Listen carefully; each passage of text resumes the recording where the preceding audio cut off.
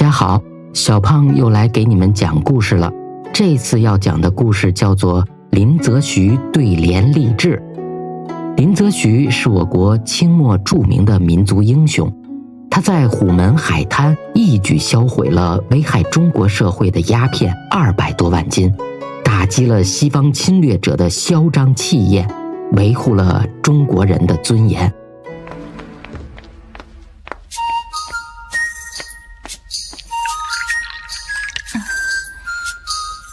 先生，请慢用。多谢。林宾日早就听说你对对联很厉害，老先生过奖了。今天我想会会你。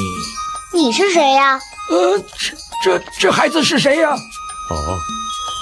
这是我儿林则徐。真是没见识，连我这个名震福州的名士也不认识。我还是个小孩子嘛。则徐，大人在说话，小孩子不要插嘴。是。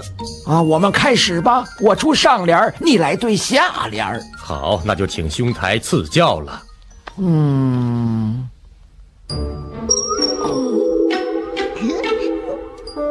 上联是鸭母无邪空洗脚。有了，我来对下联。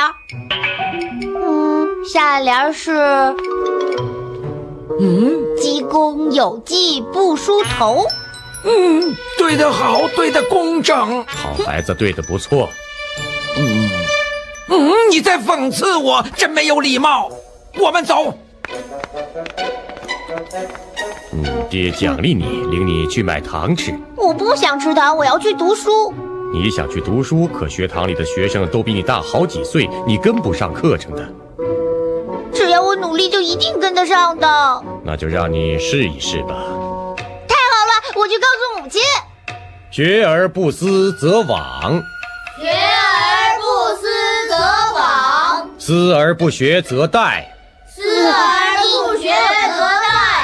我什么都看不见呢。林则徐，你怎么不读书？上课还乱说话。我上课也不专心。我问你，学而不思则罔，思而不学则殆是什么意思？这么简单都不会，你的功课如果跟不上大家，就回家放鸭子去吧。你给我听着，以后你上课再不认真读书，我回家就罚你抄唐诗。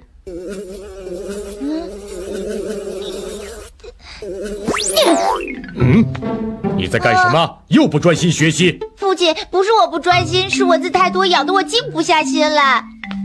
读书要有毅力，几只蚊子都受不了，将来怎么能有大出息？你不要责怪孩子，今年的蚊子就是多。来，则徐，你继续读书，娘给你赶蚊子。娘，你真好，我一定好好读书，将来做大官，让您和爹都过上好日子。读书不是为了爹和娘，读书是为了报效祖国，是为了给百姓做好事，记住了吗？记住了。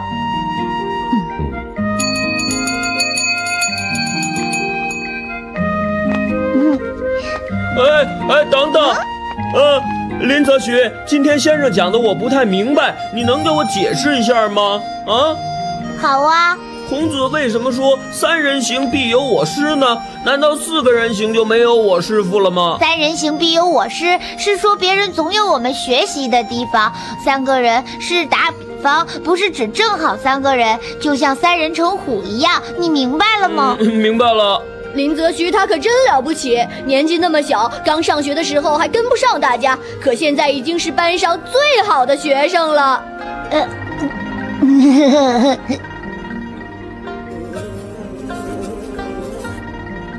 只要我能静下心，再多的蚊子也不怕。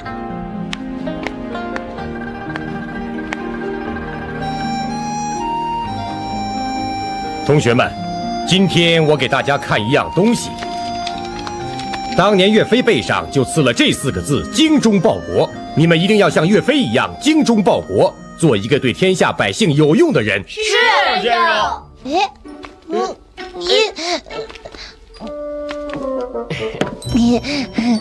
林则徐，你为什么站到桌子上？我个子矮，被挡住了，我什么也看不到。既然你这么喜欢爬高，我们明天就一起去爬鼓山，爬到山顶还能看到大海。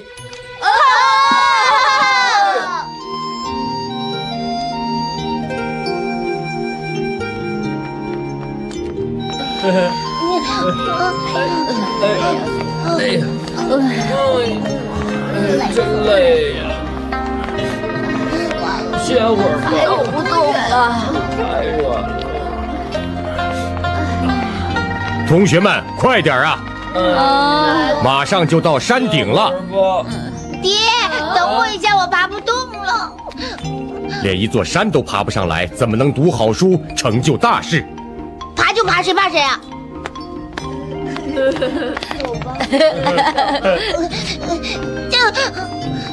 不行，我要坚持住。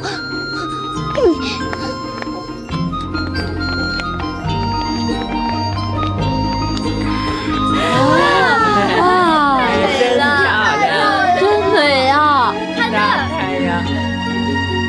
我中华大地，山河如此壮丽。同学们，我来考一下你们，谁能以山和海为题做一副对联儿，而且还要把这2个字嵌入上下联中？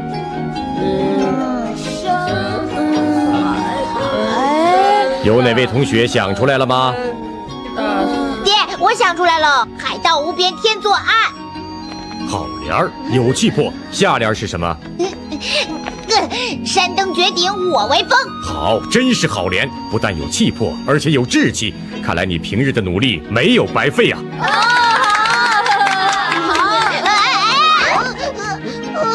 吓死我了！